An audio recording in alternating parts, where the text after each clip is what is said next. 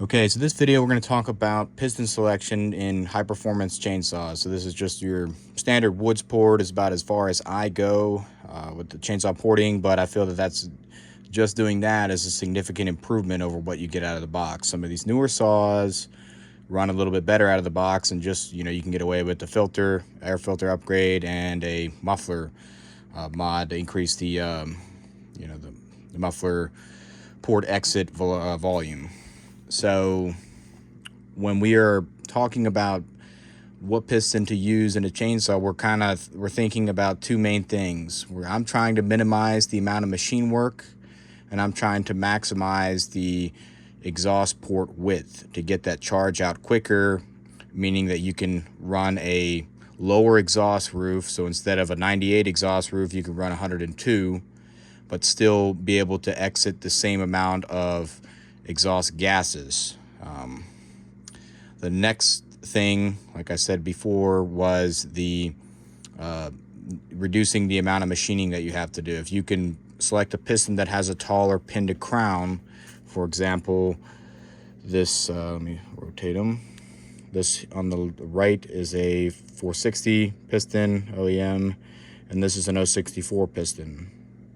And I just got the wrist pin in both just to show you that height difference. A little bit difficult to do.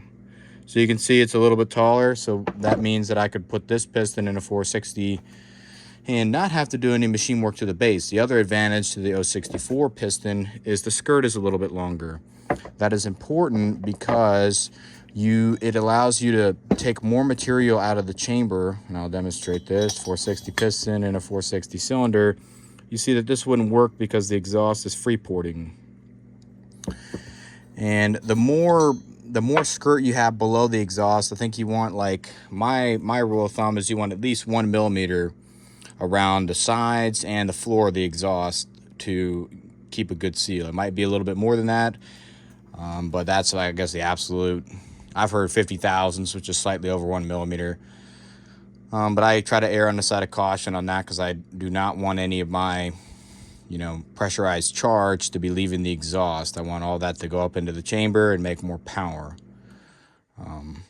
I don't think the piston weight, argument is not that important to me because I do, a minor amount of lightening, but I don't feel that it matters that much. The only thing you'd notice if you're putting a heavier piston in a saw that wasn't designed for it is you might just get a little bit more vibration when you're running it, which these older saws, they already vibrate a good bit anyway, so it's marginal. Yes, you'd know the difference between running one with the stock piston and the one with the modified or, different style piston that's heavier in there, but it's not enough really to matter that much. There's other things that you can do to mitigate that, like putting a wrap on the front handle here, a road bike wrap. That definitely helps and gives you better grip. The other thing that's important here is being able to leave the exhaust roof as low as possible in the cylinder, meaning you can do something like this, like a dome. This one's got a 5-degree dome on it. And then the advantage of doing it this way is you don't have to raise the transfers or the exhaust up as high as you would on a flat top piston, right? So this is an option. I've done this a couple times, but my preferred option, because like the con of doing this way is you got to have your mandrel. I'll show you a mandrel here. You have to have your mandrel, and then you have to use an angle finder to get your angle, and then lock that angle in with your set screws. I usually just use like a little piece of shim underneath one side and then hold it down so that it's perfect. If you're gonna do a 5-degree dome, I do like at least a 6-degree angle on my cutter here when I cut the chamber. But the preferred method for me, because it's easier to cut the chamber flat. That's kind of, a flat chamber is easier because if you're doing the hand sanding or hand machining like I'm doing, then you're going to need to make a sanding mandrel that has that taper that you want so that you can get the chamber perfectly flat. You can skip that step if you want, but you won't have a nice, consistent chamber. Be maybe 20 thousandths some side, part of it, and 25, and it's difficult to get it nice and smooth, especially if you get it out of round to begin with. That's why I got the sanding mandrel to true it back up. The preferred method that I like to use is a relief cut on the exhaust side. This is done on a mill. I just did a very slight one on this one here, just took it down so that this was 80 thou thick here, or maybe it's a little bit more than 80 thou, but that's as far as I wanted to push it because I don't want to sacrifice any strength here. So we went modest on this. If I have too much compression, and this is another way to alleviate a little bit of compression, like for this one I kind of screwed up a little bit. I need to finish sanding it to remove this little groove here. I didn't have the what do you call it, the tool far enough over the boring, or I guess it's a an end mill. The end mill was not far enough over to get a full cut up here, and I just didn't notice until after I pulled it out and after I'd cut, to the depth that I wanted. I went a little bit lower on this one. I think this one's like 78 thousandths, and this one's a little bit more than that. This one's going in my 460. The reason that I've done this is I thought that I didn't have enough blowdown because I tried shorter blowdown on this saw than I did on this one, and didn't get as good of results. So we'll try this relief cut here. I feel that this has gotten me really good gains on this saw here, and I haven't been able to replicate it with the flat top yet. If you use the 064 piston and you don't put a gasket under the cylinder, I'm running a no base gasket. It's just easier to get your timing numbers to be right with no base gasket. Just easier to check and do all that. These newer steel saws, I like to use that rubberized gasket because you're never going to get as good of a seal as that with the gasket maker. But with the 064 piston, you're taking quite a bit of material out of that chamber. You're over probably your limit as far as, you can increase the compression to a certain point, but once you go past that point, it takes too much power to keep rotating the motor over, so it hurts your gains. The other side of it is it saw makes plenty of power, but it starts to overheat. That's the other, thing. So like a cylinder that, for example, kind of overheats is a 395. The cooling capacity is not as good on a 395 as it is on a Husqvarna 390. You can really crank the compression up on a 390, but you're not getting any more gains by doing that because you're losing power just for keeping the motor running. The other thing that I like to do, and instead of enlarging the intake, I just cut the skirt. You can see how I've cut the skirt on, this is my 880 piston going in my new 880, and this is the one going in the 460, so I can keep the port unaltered. I feel that they chose this size for a reason. That would gave the optimal airflow in. I mean, maybe you can go slightly larger, but I haven't got as good of results by enlarging that intake. Different builds, you'll have different issues. You may need to epoxy the floor of the intake, like a 660, still 660. They have a lot of intake duration to begin with. So when you machine the cylinder base to get more compression, and to get that exhaust roof down, you're going to have to put some epoxy in the intake because you'll have, spit back and be losing some of that charge that was pulled in. So you won't make as much power.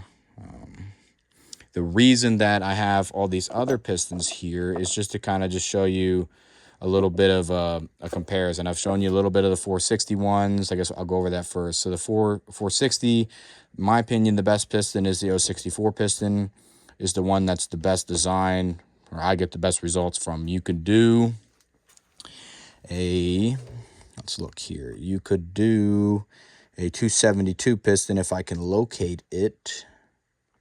A lot to choose from in here. I think it's not that one.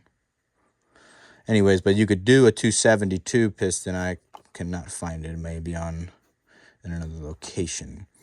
You can do a 272 piston, but the skirts are not as long. The skirt on a 272 is not much longer than the 460 skirt, so you can't take as much material out of the chamber. I will probably use that piston in the build in the future. The advantage of that one is the ring locating pin is right in the center, so you can add finger ports. But you will not be able to go as high on the exhaust, or you won't be able to cut as much material out of the chamber because the exhaust will free port, right?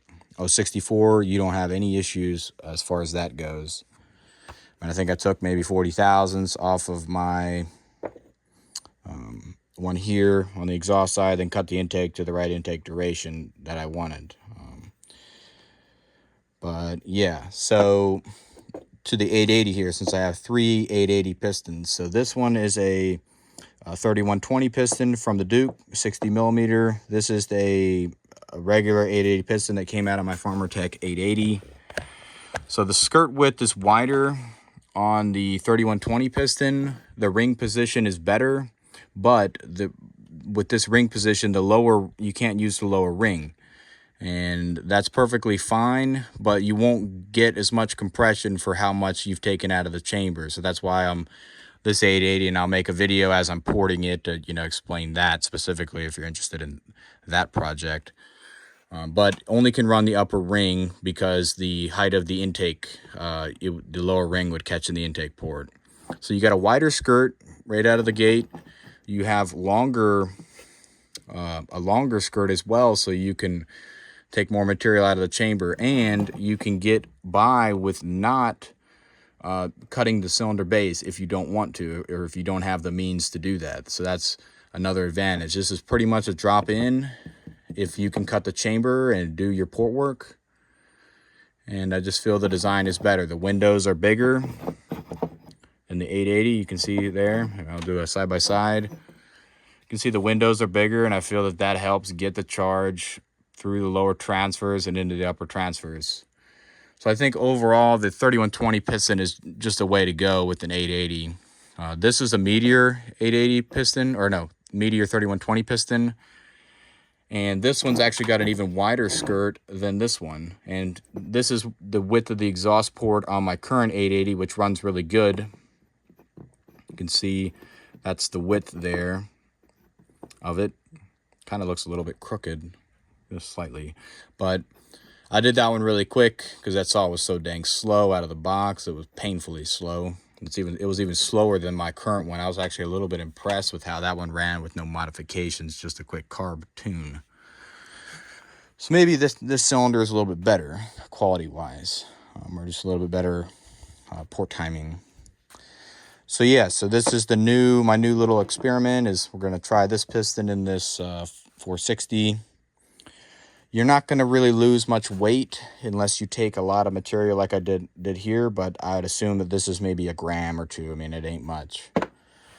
This one, I really wasn't trying to lose the compression, so I did a more aggressive angle, whereas this one I had it, more flat in there to lose a little bit more compression.